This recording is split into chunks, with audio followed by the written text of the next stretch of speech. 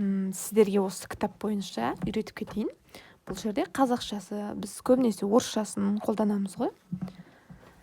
Бос шалма бізде столбик накидам, жартылай бағанша столбик, пол столбик накидам, жартылай бағанша деп аталады екен. Қазақшасы шалмасыз бағанша, столбик без накида, шалмасыз бағанша деп берілген екен кітапта. Столбик накидам, бір шалмалы бағанша деп аталады екен. Бір шалмалы бағанша, шалмасыз бағанша.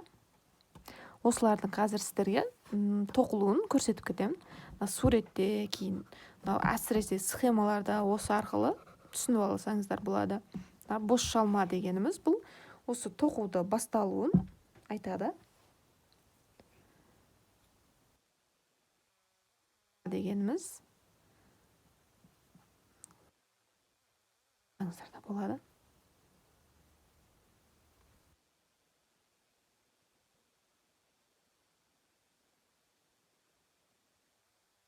Тұрғанды көрсетейін деп жатырмын.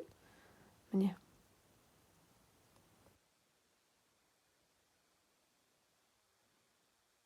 Алу үшін біз осы қарапайым тоқудың басталуы ғой. Осылай байлап аламыз. Крючокқа жібімізді ораймыз. Осылай іліп отырамыз. Тағы да.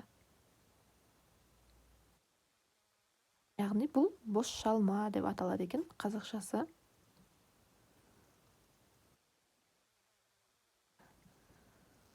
Ұзындықта алып аласыз. Біз 10 алайық. Қазір бізде біріншісін мен жіпті үлкен байлағаннан соң дұрыс шықпай тұр. Үлкен болып тұр. Ал бұлай жаға әдем келе жатыр.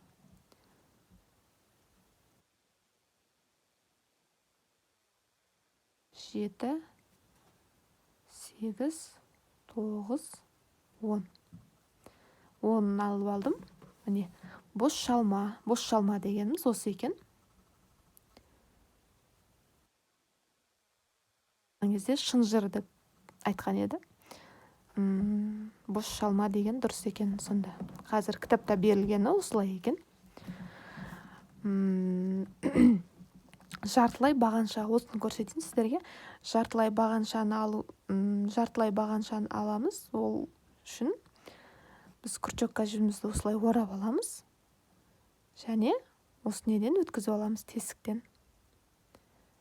Тағы крючокқа жіпті орап, осылай өткіземіз. 3 жіп пайда болды ғой. Осы 3 жіптің крючокқа жібімізді орлап, 3 жіптің барлығынан өткізіп алсақ, бұл жартылай бағанша болады.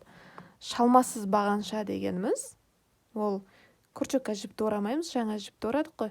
Бұл жерде крючокқа жіпті орамаймыз.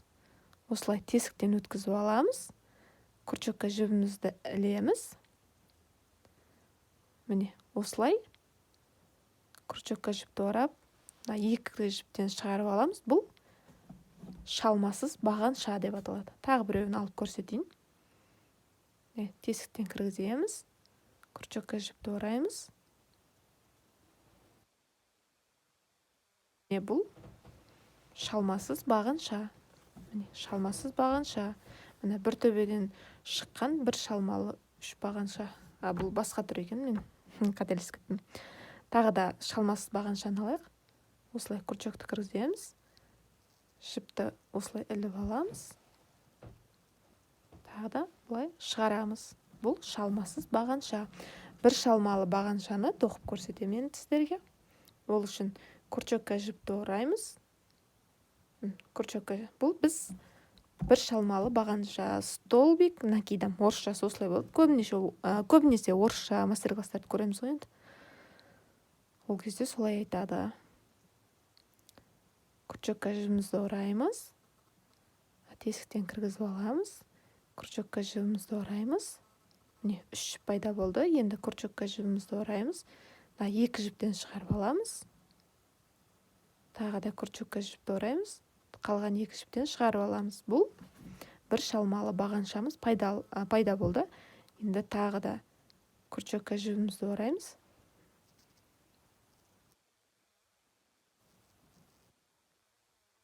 Өткізіп аламыз.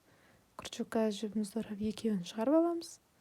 Күрчекка жібімізді орап осылай екеуін шығарып аламыз. Міне дайын болды. Бір шалмалы бағаншамыз дайын болды. Енді екіншісін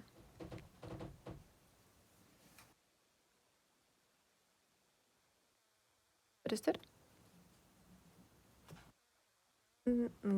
Видеоларда толық көрсетемін. Мына жерде осы кітап бойынша бір көрсетіп өттім сіздерге.